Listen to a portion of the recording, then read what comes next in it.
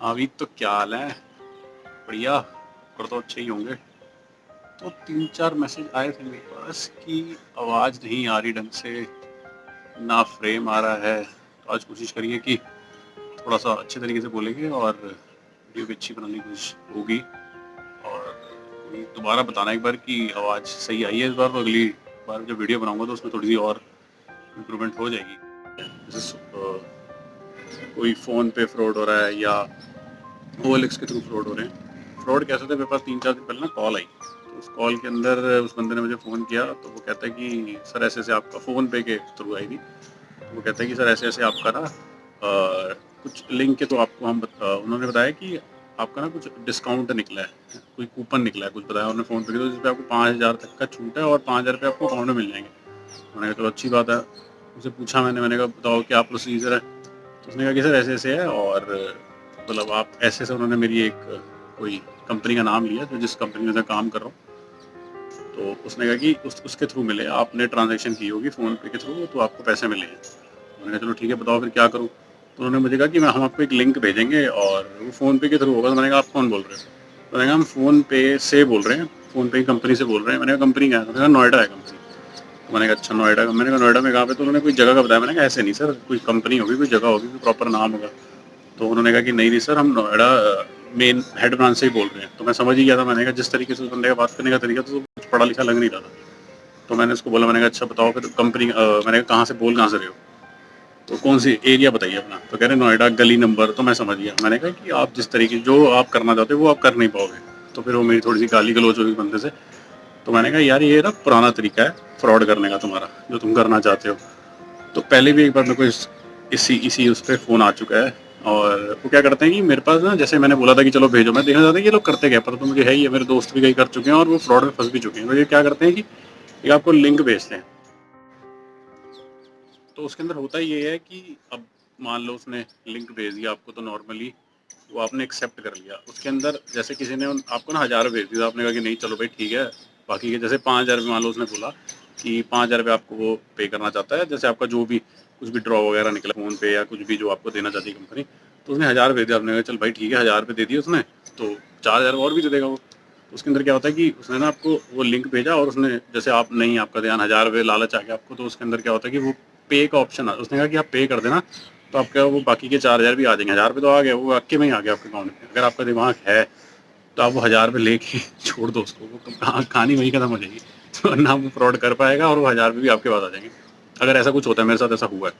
अगर नॉर्मली आपने वो पे का ऑप्शन कर दी, तो जो आपके अकाउंट से वो पैसे ना चले जाते हैं, आपका ध्यान नहीं होता। वो 2-3 इंस्ट्रक्शन देते हैं।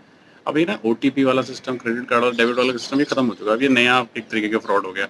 ऐसे OLX पे आता है, सेम वही चीज़ करते हैं। OLX पे जैसे मैंने किसी चीज़ की ऐड डाल रखी है, तो वो कहता है भैया हमने ये चीज़ खरीदनी है, ठीक है। अब कोई जेन्युइन बंदा होगा तो वो उसके बारे में पूछेगा चीज़ें मेरे को 2-3 बारी कि भैया इसका क्या है, कॉन्फ़िगरेशन क्या है। जैसे फ़ोन है तो वो सारी चीज़ें पूछेगा, कितना पुराना है, बिल है कि नहीं है।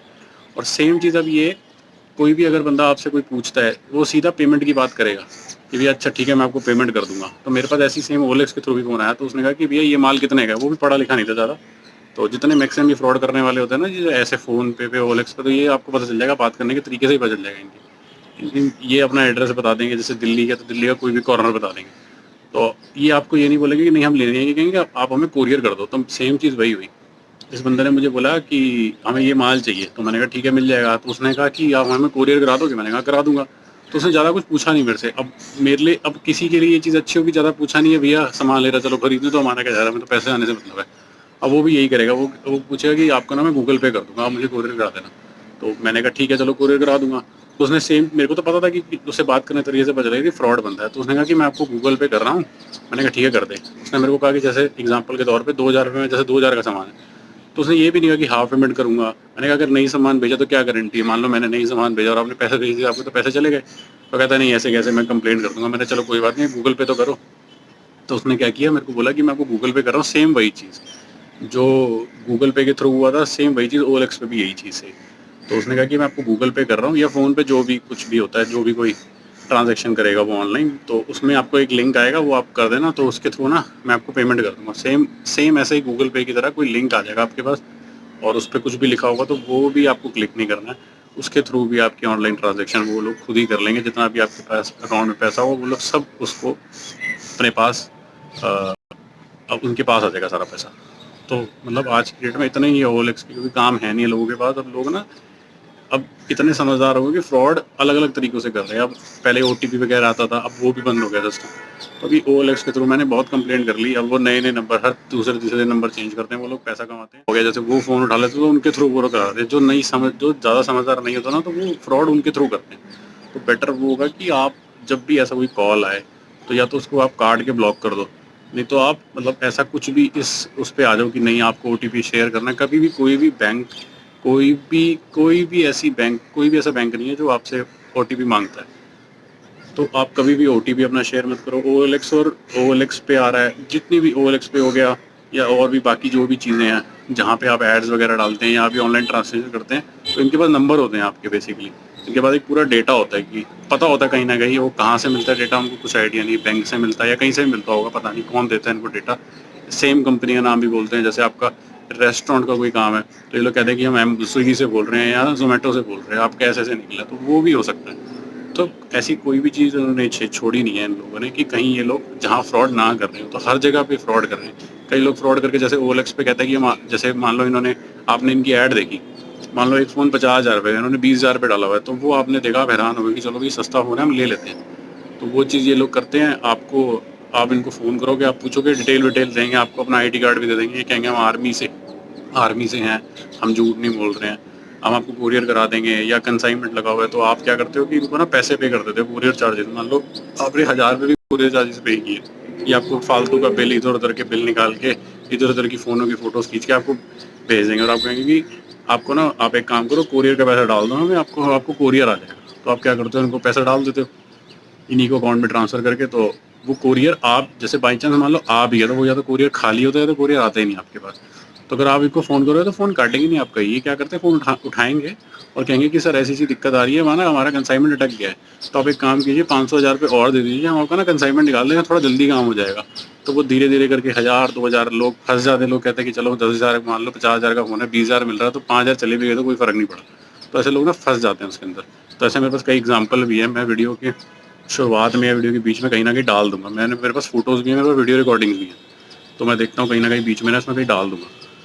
तो ध्यान रखो, कोई भी ऐसी चीज़, कोई भी ऐसा लिंक, OTP कभी शेयर मत करो। मेरे साथ तो 2-3 बार हो भी चुका है, लेकिन मैंने शेयर नहीं किया। मैं इनकी बात रिकॉर्डिंग कर लेता हूँ और कई बार जैसे मेरे पास टाइम नहीं होता, मैं गाली वाली दे देता हूँ लोगों को कि चलो अपना काम करो और फिर तुम्हारे पास काम नहीं है।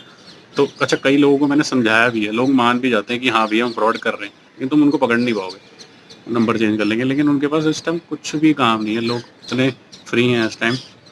लोग वैसे वर्क, आज की डेट में चोरी हो रही है तो इस तरीके से चोरी हो रही है। तो कोई भी ध्यान से कभी भी कुछ भी शेयर मत कीजिए। कोशिश कीजिए किसी को भी, अगर आप वैसे भी अपना OTP शेयर मत कीजिए। नॉर्मली क्या होता है कि जैसे हम अपने दोस्त वगैरह को OTP वैसे या काट के दोनों साइड की फ़ोटोज़ भेजे, तो कोशिश करो वो भी मत भेजो। खुद ही ऑनलाइन ट्रांजैक्शन करो, क्योंकि ऑनलाइन फ्रॉड ही बहुत है। कब कौन क्या हो जाए तो कुछ आइडिया नहीं है। तो बेटर रहेगा कि ऑनलाइन ट्रांजैक्शन करो, बहुत ध्यान से करो, क्योंकि आज की डेट में इतने फ्रॉड हो रहे हैं, कोई कहीं से भी कुछ भी कर सकता है। ध्यान रखें। और बाकी वीडियो मैंने सोच रहा हूँ अच्छी बनाई तो है, इसको डालेंगे यूट्यूब पे और देखते हैं क्या होता है। फ्रेम भी ठीक है पूरा, और इस बार मैंने बात भी थोड़ी तेज़ से की है।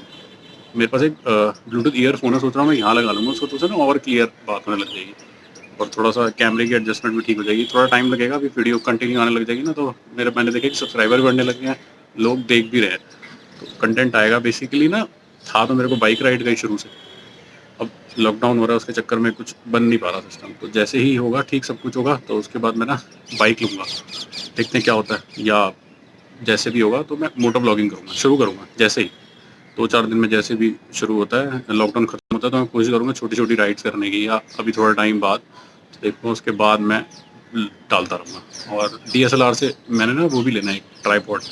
तो उससे क्या होगा कि मैं उसको DSLR यूज़ करूँगा, अच्छी वीडियोज़ आएंगी उससे, थोड़ी क्वालिटी भी बढ़ जाएगी। क्वालिटी इसकी भी अच्छी है। अभी ये फ्रंट कैमरे से बना रहा हूँ, फिर थोड़ा टाइम ना मुझे आदत पड़ जाएगी ना, तो मैं इसके बैक कैमरे से बनाऊँगा और वीडियो 4K वीडियोज़ बननी शुरू हो जाएगी, तो क्वालिटी और अच्छी हो जाएगी। उससे ये हो जाएगी, मेरा ध्यान सिर्फ कैमरे पे जाएगा, स्क्रीन पर ही जाएगा, तो उससे वीडियो क्वालिटी और अच्छी हो जाएगी और बाकी कंटेंट आता रहेगा। और भी चीज़ें मेरे पास बहुत सारी हैं, मेरे पास वीडियोज़ भी पड़ी हुई हैं कुछ, जो मेरी खुद की पुरानी वीडियो है, वो भी कोशिश करूँगा डालूँगा उसको और देखते हैं। बाकी चलिए ठीक है, थैंक यू।